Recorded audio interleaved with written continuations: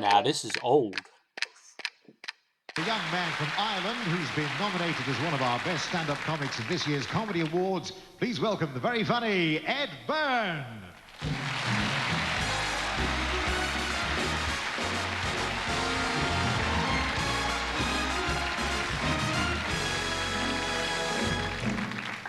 Thank you very much. How are you? Get your hair cut. So, lovely to be here.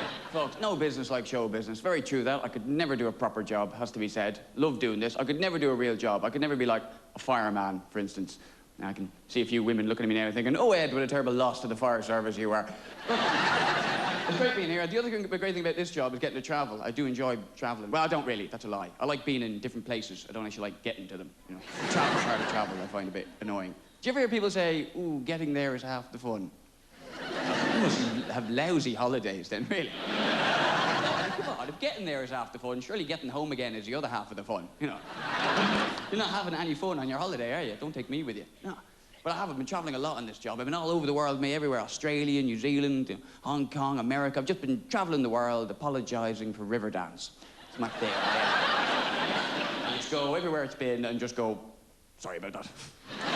It's a tough old job as well, because it goes everywhere. Every country you've been to, Riverdance has been there. It tours the world constantly. And that's because it was asked to leave Ireland. Yeah. We just said, get out. You're making too much noise. Go. Take Lord of the Dance with you. Honestly.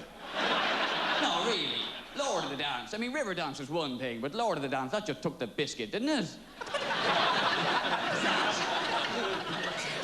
Who watched Riverdance and thought, this isn't quite tacky enough for me? Well, this is fairly tacky, I'll give you that, but what I'm looking for is a sort of mixture between this and a cheap Spandau Ballet video. Yeah.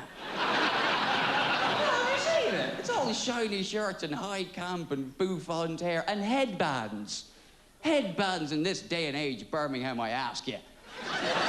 Well done, Michael Flatley, for dragging Irish dancing into this century.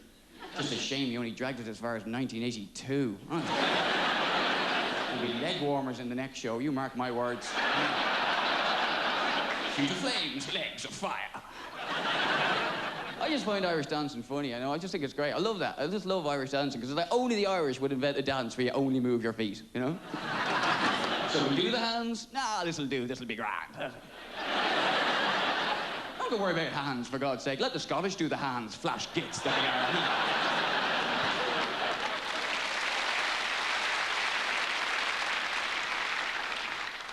You keep your hand on your change. That's what you want to do. No, because you compare it to other dances around the world. I mean, you go somewhere like New Zealand, right? Well, you might not, but I get to. But you go somewhere like New Zealand, right? They've got brilliant national dance. They've got the native Maori dance, the haka. It's a really powerful, really emotive, really intimidating dance. And when the All Blacks do it at the start of a rugby match, it just scares the hell out of the other team. Couldn't imagine the Irish rugby team going out at the start of a match on the lineup. Right, lads, here we go.